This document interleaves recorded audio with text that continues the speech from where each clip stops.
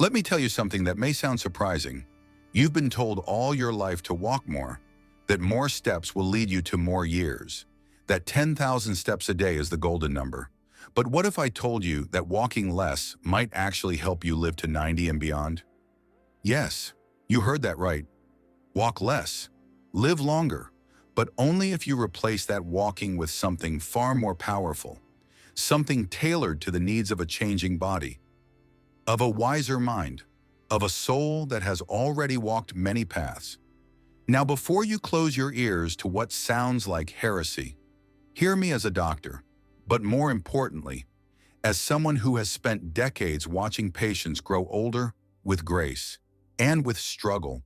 I've seen what keeps people living longer and what slowly steals their years. And while walking has its place, it is not the end-all, be-all we once believed it to be.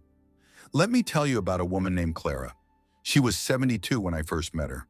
Bright eyes, sharp wit. She used to walk 5 miles every single day. Rain or shine, she believed that walking was her life force, until one day she slipped on a wet pavement and fractured her hip.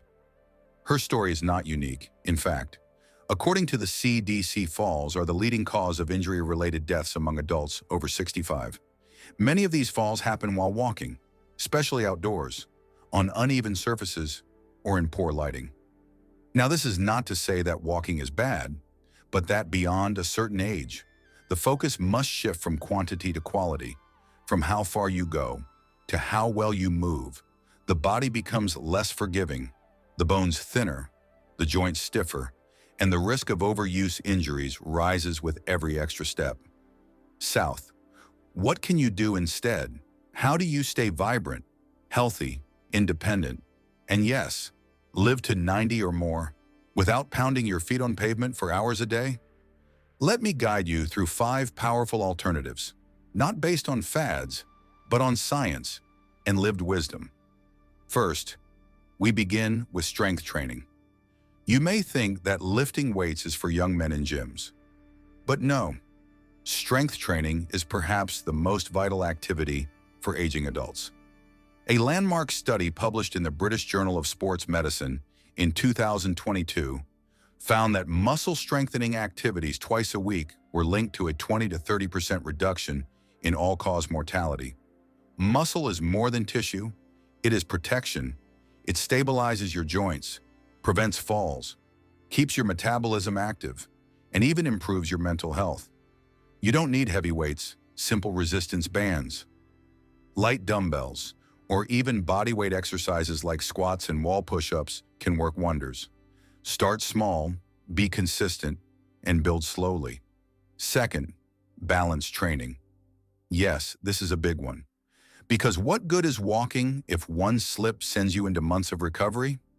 Tai Chi, gentle yoga, and even simple one-leg stands while brushing your teeth can rewire your brain and body to respond quickly. A 2017 review in the Journal of the American Geriatric Society confirmed that Tai Chi significantly reduces fall risk in older adults. Why? Because it trains proprioception, the body's internal sense of where it is in space, and with better balance. You move through the world with confidence, not caution. Third, we turn to mobility and flexibility. Now, many confuse this with stretching, but it is much deeper. Mobility is your ability to move a joint through its full range of motion with control. It keeps your shoulders from freezing, your hips from locking, your spine from stiffening. Aging often comes with stiffness, but stiffness is not destiny. A study from Harvard Medical School shows that regular mobility work can significantly reduce chronic pain and enhance functional independence. Think of it like oiling the hinges.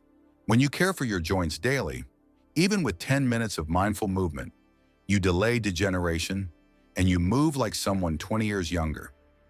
Fourth, let's talk about breath in the nervous system.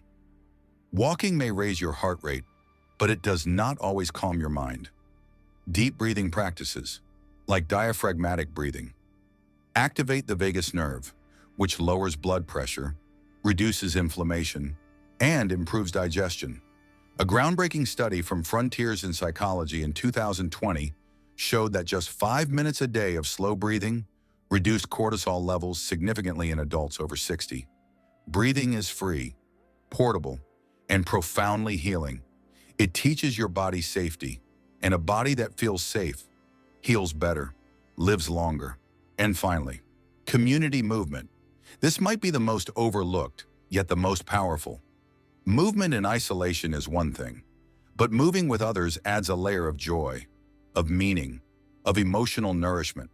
Whether it's a dance class, a group gardening project, or even a senior-friendly martial arts session, when you move with people, you don't just strengthen your muscles, you strengthen your heart.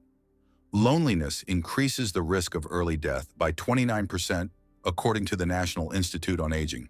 But shared movement acts as medicine. It brings touch, laughter, accountability, and purpose. And purpose is the real fountain of youth. Now you may ask, Doctor, can I never walk again? Of course not. Walking still has value. A slow stroll after meals aids digestion. A short walk in nature uplifts the spirit. But you do not need to chase 10,000 steps. You do not need to exhaust yourself. You need to move smarter, not longer. Let me paint you a picture. Imagine this: a morning where you begin with 5 minutes of slow, deep breaths. You then move into 10 minutes of gentle mobility work, circling your joints, waking your spine. After breakfast, you lift light weights for 15 minutes, squats, shoulder presses, maybe a few resistance band pulls. Then, later in the day, you join a neighbor for a Tai Chi class, or a laughter yoga session, or you garden with a group from your community center. You laugh, you breathe, you stretch, you build strength, balance, flexibility, joy, and at no point did you need to march around the block for hours. This is the new model of longevity. It honors the changes in your body, without ignoring your capacity to grow and thrive. You are not a number on a pedometer. You are a living, breathing being with wisdom in your bones and stories in your stride. I've seen patients who were told to walk more, but ended up injuring their knees. I've seen those who couldn't walk, but lived to 95 with a smile because they danced in chairs, breathed with focus, strengthened their arms, and laughed every single day. The future of aging is not about how far you go, but how deeply you live. Your heart does not know the number of your steps. It knows connection, resilience, peace. Your joints do not crave miles, they crave care. Your brain does not count distance, it thrives on challenge, novelty, and love. South, walk less if walking drains you, or if it feels unsafe. Replace it with strength, with balance, with mindful movement, with breath, and with community. Let go of guilt, let go of outdated rules, and choose what truly nourishes your body. Science now backs what many elders have always known in their bones. Movement is life, but it does not need to look the same at every age. Walking was once your path. Now something else may serve you better. You are not slowing down. You are evolving. You are stepping into a new chapter, and in this chapter, you walk when you want, but you thrive because you move with intention, with wisdom, and with heart. So walk less and live to 90, not by avoiding movement, but by embracing the right kind of movement, the kind that respects who you are today, the kind that keeps you strong, safe, joyful, and very much alive. Can just 10 minutes a day really transform your health after 65? Let me ask you something simple. Can 10 minutes a day really change your health after 65? At first, it sounds too small to matter. After all, we've been told for decades that you need to exercise for 30 or even 60 minutes a day. That real change takes real time. But what if I told you that 10 minutes, done with intention, can be the difference between decline and vitality? Between pain and freedom? Between just living and truly feeling alive? I am telling you this not as a theory, but as a doctor who has sat beside hundreds of patients, who has studied their charts, watched their transformations, and seen firsthand how 10 minutes a day can ripple into years of better living. I remember an older gentleman named Harish. He was 78 when he walked into my clinic. He was tired, Not in pain exactly, but always out of breath, always stiff in the morning. He told me, "Doc, I feel like I'm fading out." I didn't give him a prescription. I gave him a clock. I told him to give himself just 10 minutes each morning, no more. And during those 10 minutes, I asked him to do three things: move, breathe, and stretch. That was it. 10 minutes, no machines, no fancy gym, just himself. Within 6 weeks, his balance improved. His energy rose. His blood pressure dropped. And more than that, he smiled more. He laughed with his wife again. He felt like a man returning to his own skin. Now I know this sounds like a beautiful story, but you might be asking, where's the proof? So let's talk about the science. A powerful study published in the European Heart Journal in 2022 followed more than 70,000 adults. It found that even 11 minutes of moderate intensity physical activity each day was enough to lower the risk of premature death by 23%. That's just over 10 minutes, not hours. 10. Another study in the Journal of the American Medical Association tracked adults over 65 and found that those who engaged in just 10 to 15 minutes of light activity daily reduced their risk of mobility disability by almost 20%. Light activity, not marathons, not gym memberships, just consistent movement. Why does 10 minutes matter so much? Because at this stage in life, consistency is more powerful than intensity. The body responds not to punishment, but to patience. 10 minutes of movement tells your joints they are still needed. It tells your heart to stay strong. It tells your brain to keep firing. And the key is to do it daily. It is like watering a plant. A little bit every day keeps it alive. Wait too long, and the roots dry out. I once spoke to a group of retirees about this idea, and a woman asked, "Doctor, what should I even do in 10 minutes?" That is a beautiful question, because it opens the door to simplicity. You do not need routines that confuse you. You do not need to follow what 20-year-olds are doing online. You need to listen to your body. Begin with 5 minutes of gentle stretching. Move your shoulders, circle your hips, reach toward the sky, feel your spine breathe. Then add 3 minutes of movement. March in place. Lift your knees, swing your arms. Move as if you're shaking off the rust of sleep. Finish with 2 minutes of deep, slow breathing. In through the nose, out through the mouth. Each breath a message to your nervous system that you are safe, that you are healing, that you are awake to the day ahead. This 10-minute ritual is not just physical, it's emotional. It gives your morning purpose. It reminds you that your body, even if slower, still carries strength. Even if quieter, still deserves care. And studies support this too. The American Psychological Association has found that short daily exercise sessions improve mood, decrease anxiety, and even enhance memory in older adults. Movement is medicine, and the dose does not need to be large. It needs to be regular. Now let's talk about what happens inside your body during those 10 minutes. The moment you begin moving, your circulation improves. Your heart pumps more efficiently.